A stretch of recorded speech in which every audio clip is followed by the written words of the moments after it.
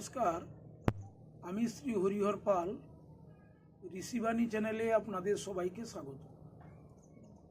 এখন আমি যে বিষয়টির উপস্থাপনা করছি সেটি হলো দীক্ষা কি। অর্থাৎ আমাদের প্রত্যেকেরই দীক্ষা নিতে হয়, অর্থাৎ গুরুকরণ করতে হয়। গুরুকরণ বলতে কি না, যিনি আমাদের পথ দেখাবেন।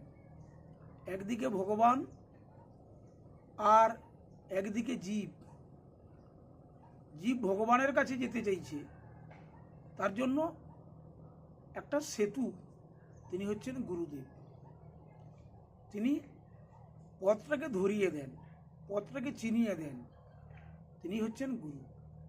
প্রত্যেকটি শিক্ষার ক্ষেত্রে আমরা দেখতে পাই একজন গুরু দরকার। আমরা কেউ কোনো বিষয়ে নিজে নিজে শিক্ষা লাভ করতে পারি না। এই আধ্যাত্মিক জগতে প্রবেশ করতে গেলেও প্রথমে তাই গুরুকে প্রয়োজন হয়। এই যে গুরু প্রণামে বলা হয়েছে যে অজ্ঞান তিমিরান্ধস্য জ্ঞানঞ্জন শলাকয়া চক্ষুরুন মিলিতং যেন তস্মৈ শ্রী গুরুদেব। অজ্ঞান রূপ অন্ধকার থেকে যিনি আলোর জগতে নিয়ে যান, তিনি হচ্ছেন গুরুদেব। এই দীক্ষা যে কথাটির মধ্যে আছে দুটি কথা, দিয়তে মানে দেওয়া, ক্ষীয়তে মানে ক্ষয় করা। তার মানে বলা হচ্ছে যে দিয়তে বিমল জ্ঞানং, ক্ষীয়তে কর্মবাসনা। এই যে বাসনা হচ্ছে আমাদের এই বারে বারে জগতে আসার মূল কারণ। কর্মবাসনা, জগতের বা এই জড় বস্তুর প্রতি আমাদের যে মোহ, সংসারের প্রতি আমাদের যে মায়া, সেই মায়াকে দূর করার জন্য ভগবানের চরণে আমাদেরকে আশ্রয় নিতে হয়। আর ভগবানের চরণে আশ্রয় নেওয়ার পথটাকে তৈরি করে দেন কে না গুরুদেব। গুরুর কাছে যে মন্ত্রটা আমরা গ্রহণ করি সেটাকে বলা হচ্ছে দীক্ষা। এই দীক্ষা না নিলে আমরা কিন্তু সঠিক পথ ধরে এগোতে পারি না। যেরকম কোনো শিশু যখন পড়াশোনা শুরু করে তখন শিক্ষকের অধীনে থেকে তাকে শিক্ষা লাভ করতে হয়। এমনি এমনি কিন্তু সে সমস্ত বইপত্র পড়ে শিখে যাবে, এটা কিন্তু হতে পারে না। প্রত্যেকটা জিনিস জানার ক্ষেত্রে একজন শিক্ষকের দরকার। জগতে যত রকমের কাজ আছে, যত রকমের বিষয় আছে, তার একজন গুরু দরকার। তার কাছে থেকে আমরা শিক্ষা লাভ করি। ভগবান শ্রীকৃষ্ণ জগৎ পিতা, তিনিও গুরুকরণ করেছিলেন।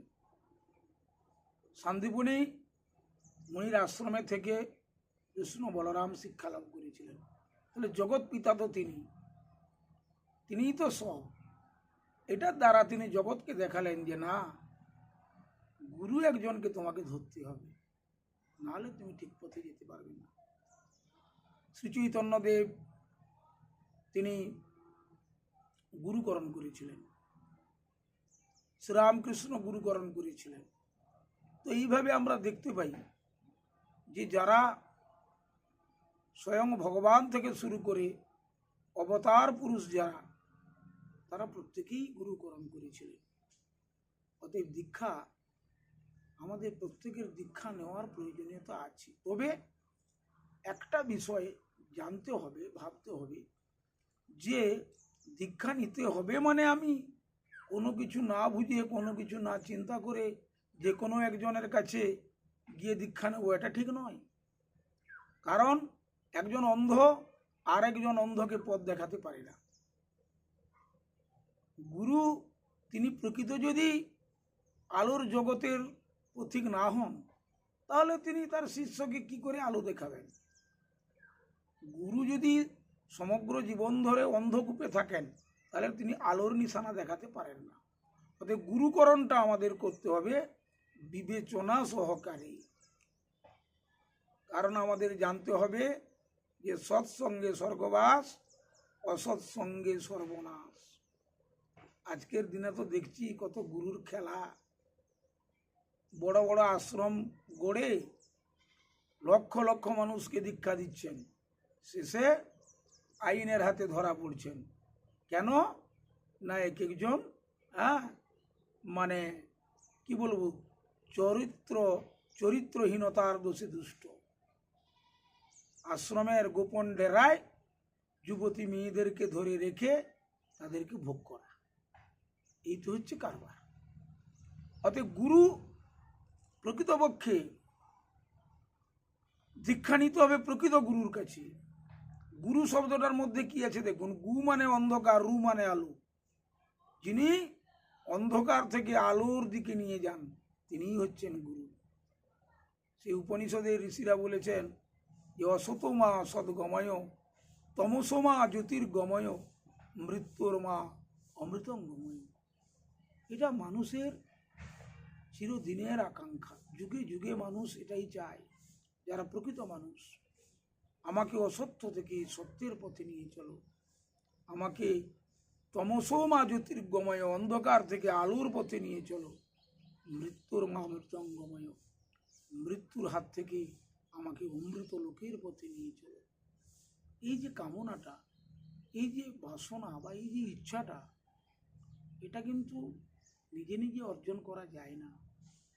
আমি অনেক গ্রন্থ পাঠ করতে পারি, অনেক জায়গা আমি অনেক স্থান দর্শন করতে পারি, কিন্তু তার মানে এই নয় যে আমি নিজে নিজে শিখে যাব, কখনো হবে না। সেই গুরু আমার কর্ণকুহরে যখন মন্ত্রটা দান করবেন, তখনই আমার প্রত্যেকটা চিন্তা, প্রত্যেকটা কাজ, প্রত্যেকটা ভাবনা শুদ্ধ হয়ে উঠবে। আমার চেতনালোকে সমস্ত জিনিস পরিষ্কার স্পষ্ট রূপে প্রতিভাত হবে। আমি জগৎকে তখন প্রকৃতভাবে চিনতে পারবো, জানতে পারবো, এবং এই জগতে আসা যাওয়া, এই যে বারবার আসা বারবার যাওয়া, এটা যে আমার বারে বারে কর্ম বাসনা বা আকাঙ্ক্ষার ফল, সেটা বুঝতে পারব। আর তখনই আমি ঈশ্বরের চরণে নিজেকে সমর্পণ করতে পারব। এই জন্য গুরুর কাছে দীক্ষা নেওয়া একটা অবশ্যম্ভাবী ব্যাপার। অতএব আমরা সবাই যারা আমরা আধ্যাত্মিক পথের পথিক হতে চাই, ভগবানের ভজন করতে চাই, সাধন ভজন করে জীবন কাটাতে চাই, তাদের কিন্তু শিখে নিতে হবে সাধন ভজনের পদ্ধতিটা কি, সেটাই হচ্ছে দীক্ষা। নমস্কার। আমার এই ভিডিওটি যদি ভালো লাগে আপনারা দয়া করে লাইক করবেন, শেয়ার করবেন এবং আমার চ্যানেলটিকে সাবস্ক্রাইব করবেন।